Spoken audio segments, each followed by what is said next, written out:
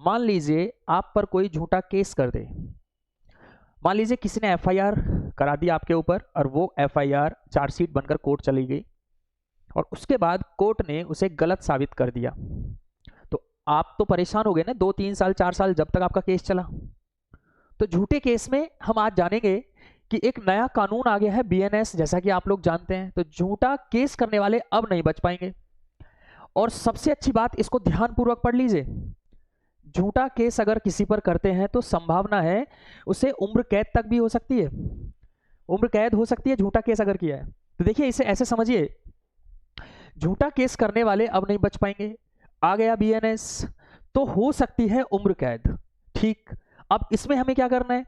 मान लो आप पर कोई झूठा केस। अब झूठा केस क्या हो सकता है? झूठा केस क्या क्या हो सकता है? मर्डर केस हो गया, दहेज का केस हो गया, डोमेस्टिक वायलेंस, घरेलू हिंसा हो गई।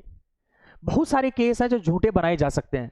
तो देखिए, झूठे केस मर्डर केस है, दहेज का केस है, लूट का केस है, डोमेस्टिक वायलेंस का केस है, कोई भी झूठा केस बनाया जा सकता है। लेकिन जिस व्यक्ति ने आप पर केस किया और वो कोर्ट में झूठा साबित हो गया, अब आपको क्या करना है ये मैं आज बताने वाला हूं। क्योंकि आपका मान सम्मान गया, आपने 2 से 3 साल कोर्ट कचहरी के चक्कर लगाए, वो आपका समय खराब हुआ, आपके पैसे बर्बाद हुए। तो इसमें आपको क्या करना है? अगर कोर्ट उसे झूठा साबित कर दे और आपका मान सम्मान चला गया, अब आप कैसे कार्रवाई कर सकते हैं जिसने आप पर झूठा केस लगाया था? तो वही हम जानेंगे। अगर आप पर कोई झूठा केस करता है, अगर वो गलत साबित हुआ कोर्ट में, तो आपको डरने की जरूरत नहीं है।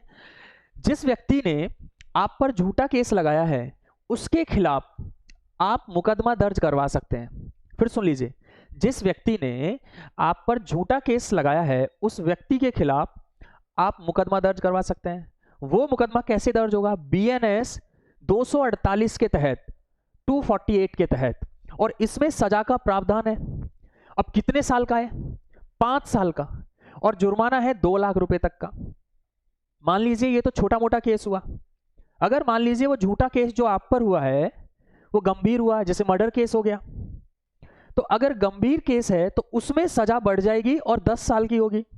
फाइन किसके अकॉर्डिंग अनुसार, किसके अनुसार होगा? फाइन होगा कोर्ट के अनुसार। फिर कोर्ट देखेगा कितना फाइन लगाना है। अगर नॉर्मल केस है तो 5 साल तक की सजा होगी उस व्यक्ति को, 2 लाख का जुर्माना है, और गंभीर केस में 10 साल तक की भी सजा हो जाती है।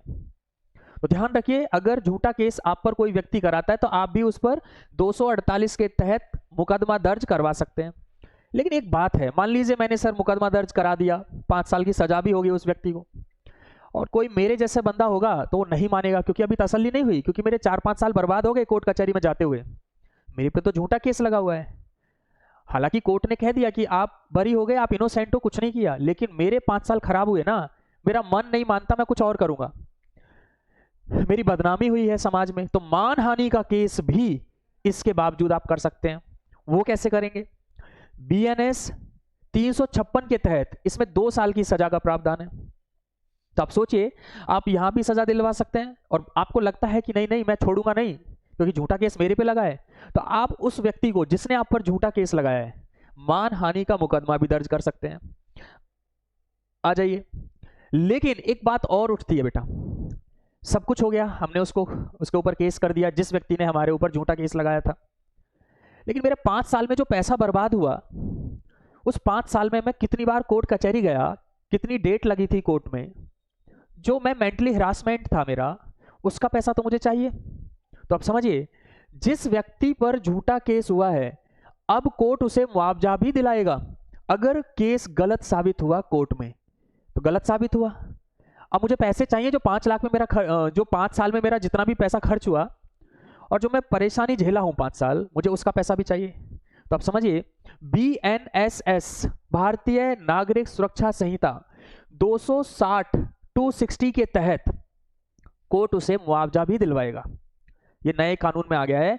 अगर आपके ऊपर किसी ने केस किया और वो झूठा साबित हो गया और आप चाहते हैं कि मुझे इसका खर्चा चाहिए, 5-6 साल से मैं परेशान हूं, तो कोर्ट मुआवजा भी दिलवाएगा, क्योंकि आपने 5 से 6 साल बर्बाद कर दिए, समय खराब किया, पैसा बर्बाद किया।